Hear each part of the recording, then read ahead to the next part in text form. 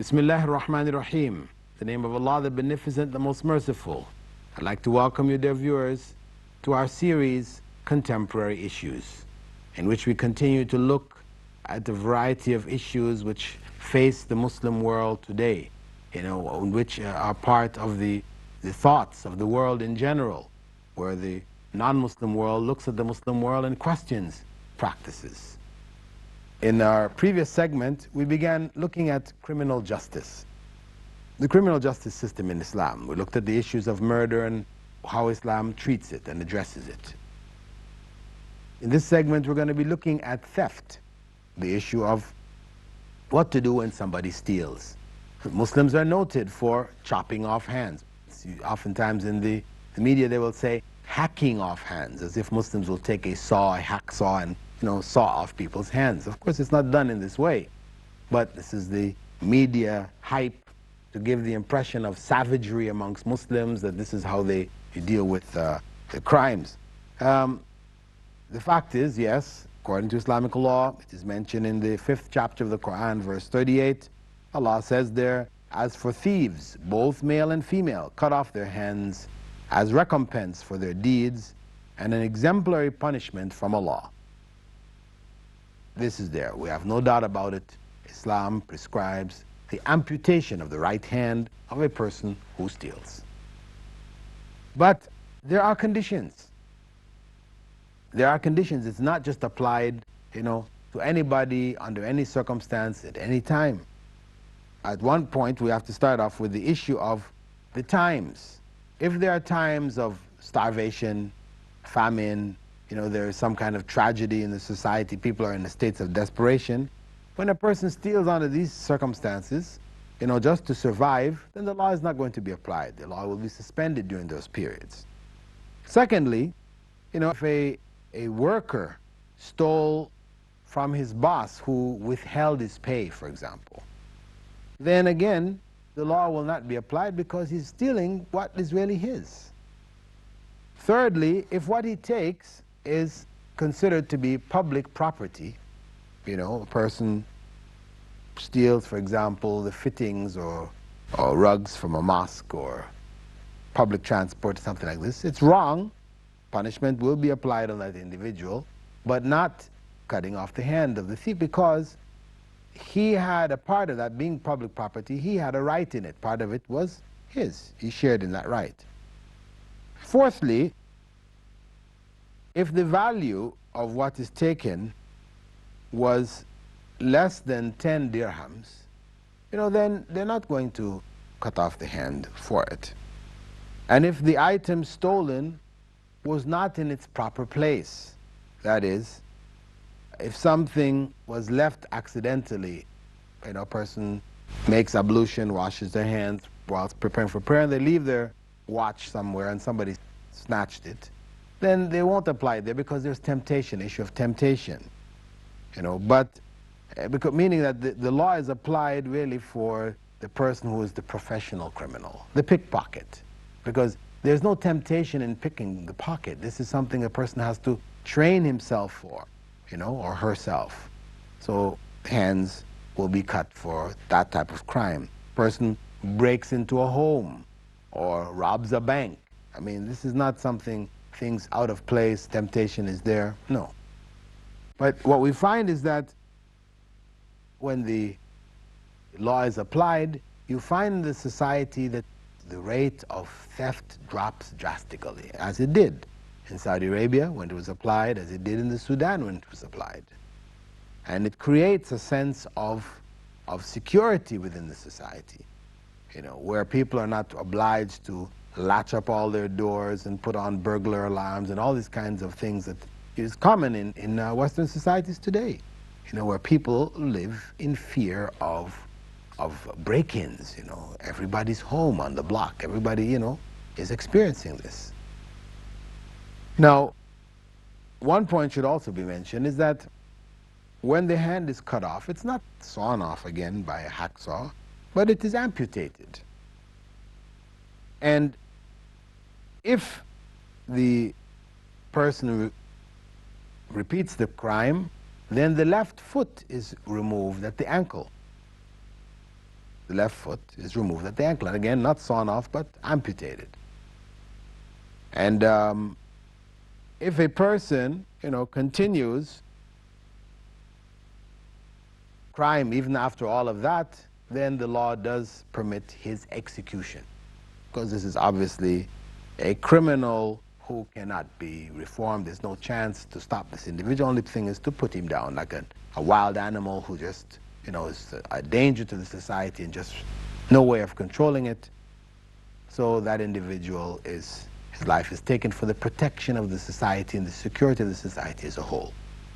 And as I said, I mean, the punishment, of course, it may seem very harsh, but it carries with it, as Islamic punishments carry with them, deterrent value.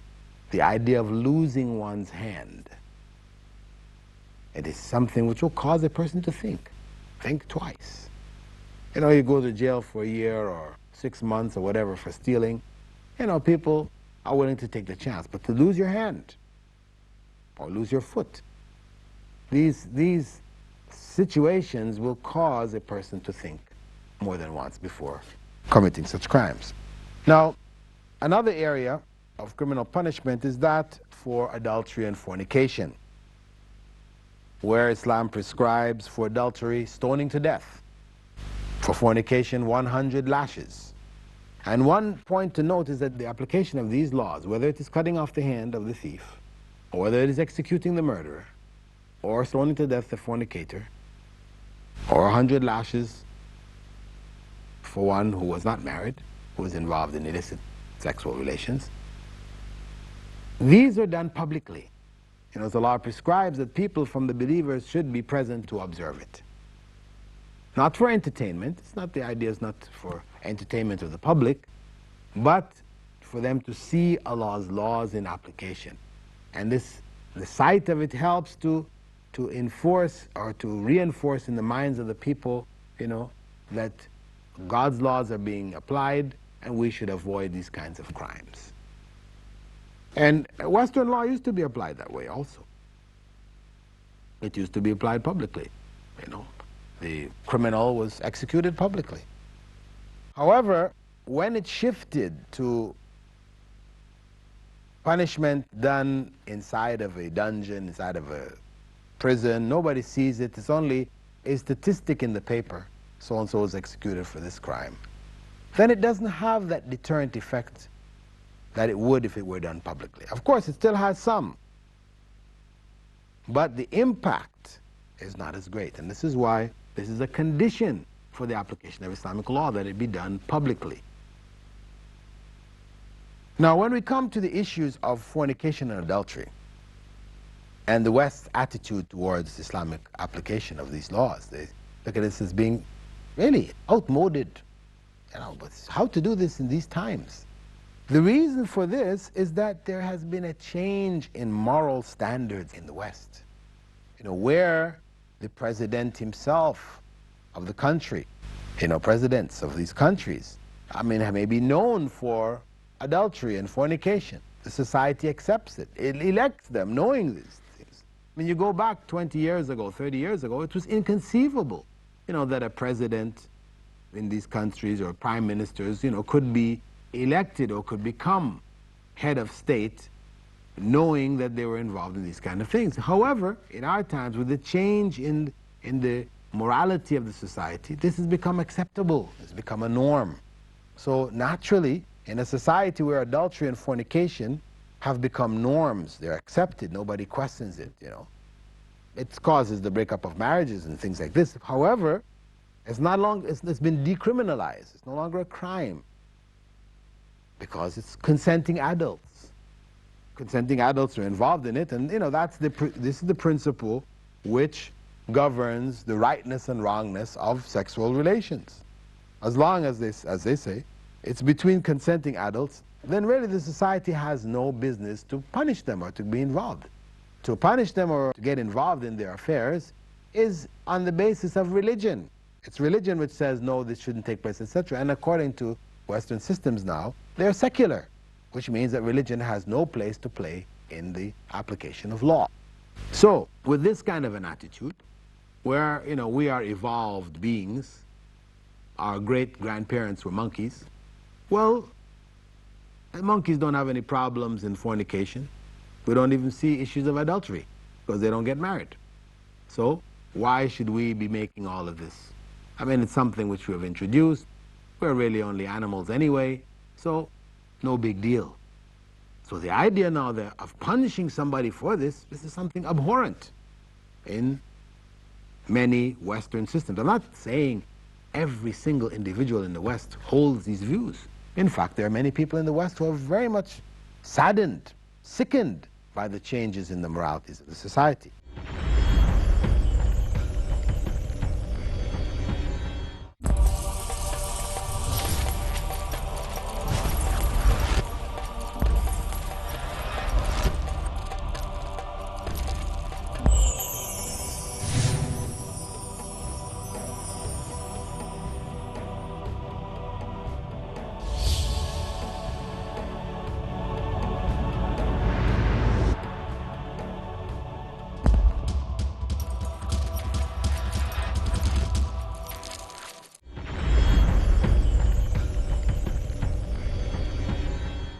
Now, when we come to the issues of fornication and adultery and the West's attitude towards Islamic application of these laws, they look at this as being really outmoded. But how to do this in these times? The reason for this is that there has been a change in moral standards in the West.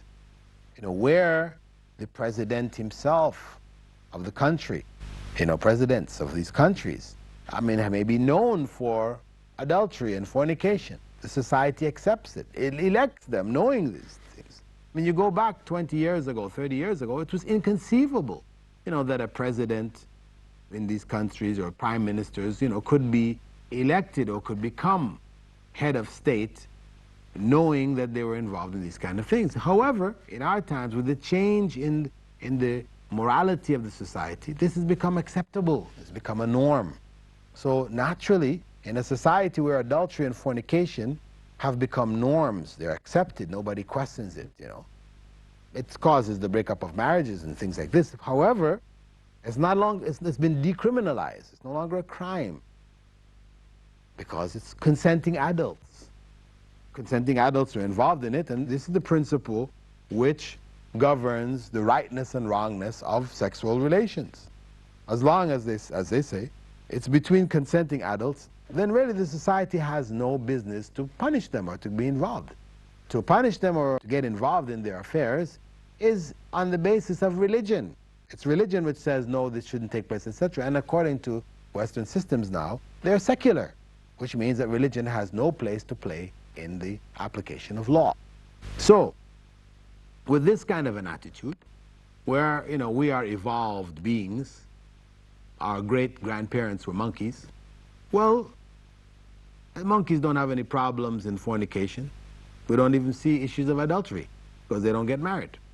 So why should we be making all of this? It's something which we have introduced. We're really only animals anyway, so no big deal. So the idea now of punishing somebody for this is something abhorrent in many Western systems. I'm not saying every single individual in the West holds these views. In fact, there are many people in the West who are very much saddened, sickened by the changes in the moralities of the society. But I'm just talking about the system and as it is portrayed through the media and through the international political systems, whether it is through the UN or whatever. These attitudes are being promoted, especially promoted in the Muslim world, where there is a resistance to this kind of thinking and this kind of approach to life. However, when we go back to the actual application of this law within the Muslim system, we have to recognize that this application is not just across the board. Somebody accuses somebody of fornication or adultery and all of a sudden the law is being applied. No. Islamic law requires that there be 4 witnesses for the application of this law, whether it's lashing because it's fornication, people who are not married, or it's stoning to death in the case of adultery where people are having illicit sex who are married. These laws are not applied unless there are 4 witnesses, 4 people who have seen them in the act, and 4 reliable witnesses, not just anybody you pull out of the woodwork, you can pay them some money, and but people who are known to be just and righteous people in the society. They're not known to be corrupt and these type of things. So without those 4 witnesses, the law cannot be applied. And because of that, the number of cases of people stoned to death and lashed for adultery are very few. Over the last 1,400 years of application of Islamic law, from the time of the Prophet, may God's peace and blessing be upon him, until today, very, very few cases. They can be counted, within the 10s and the 20s. Why? Because the evidence for it is very difficult to establish. Now, what is the evidence? The evidence has to be a confession. People confess. They're caught and they confess.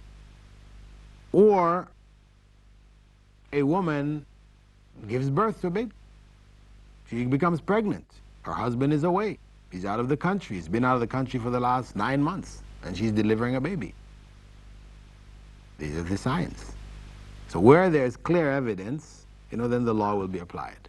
But accusation is not sufficient. The woman, for example, who, she is caught, she's pregnant, she points the finger and says, he did it.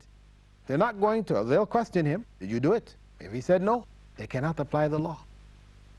Why? Because she could be pointing at somebody she doesn't like.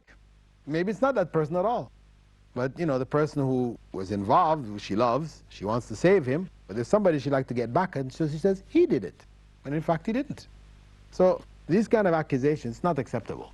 In fact, from Islamic law perspective, if you accuse somebody and you don't have these witnesses, then you are lashed 80 lashes publicly. So it's considered very serious. Sexual slander, to slander somebody saying that they've committed adultery or they committed fornication, is very, very serious. If you don't have the evidence, then according to Islamic law, you have to be silent.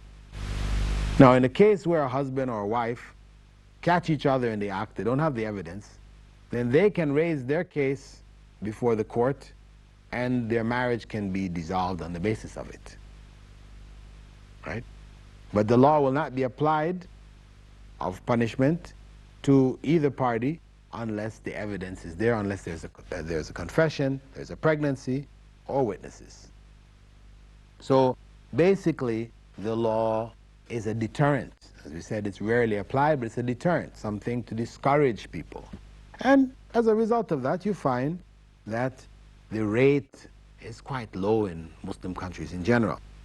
I mean, when we go back and we look at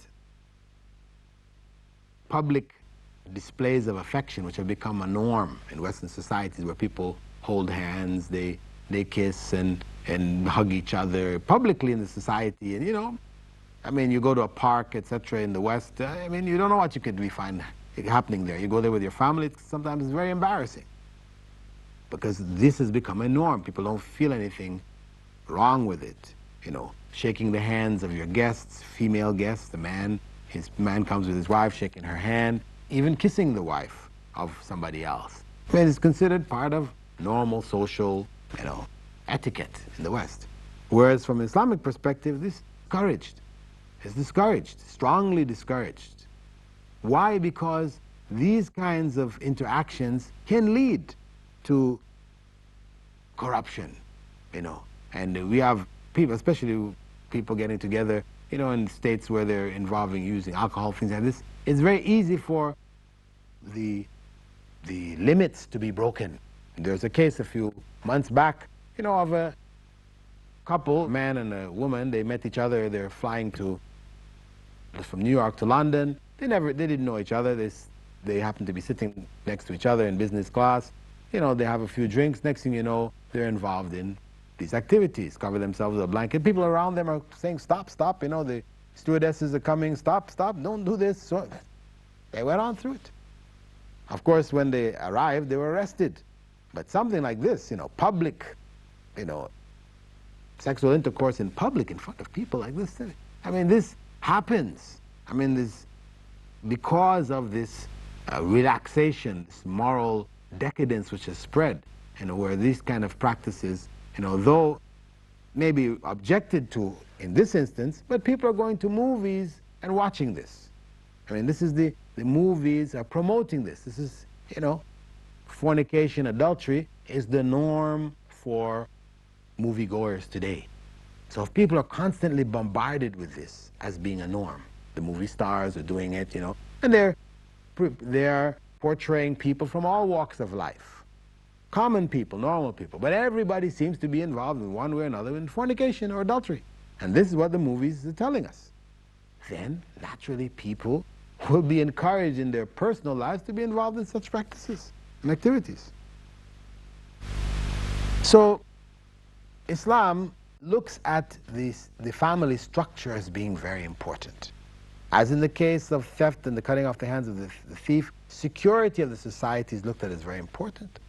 In fact, the thief who is involved in armed robbery, according to Islamic law, that person can be executed. When you take out weapons against the society, there's a danger, you're creating a major security threat. In those circumstances, such people may be executed. Rape, weapons are taken out and people are forced. It's death. This is to keep this kind of harm from the society and maintain a level of security. Similarly, for the sake of the family, protection of the family. Family is the core of the society. Once that breaks down, you're finished. So in order to protect that family, the laws are very strong. Islam encourages, marriage early. It permits polygamy. All of the things that are there, divorce is not inaccessible. So where people have problems, etc., these things can be worked out. There are other options for them. So beyond that now, any kind of illicit sex from Islamic perspective is considered a grave crime. And as such, the punishment is very, very grave. And I should mention, as we close, that the punishment for adultery is not something which Islam introduced, meaning the Prophet Muhammad ﷺ introduced it. This is found in Mosaic law also. It's been around. It's not something newly introduced. Islam revived it, brought it back to the forefront, and established it and has kept it alive until today, where in other societies it has been lost. The idea is now considered outmoded. With that, dear viewers, I'd like to thank you for being with us in this segment of our program, Contemporary Issues. I hope that some light has been shed on these issues for you, that you can better understand the Islamic stance in regards to these issues and how they are relevant today and how society still will benefit from it and will continue to benefit from it until the last day. With that, dear viewers, I'd like to bid you farewell. Assalamu alaikum wa rahmatullahi wa barakatuh.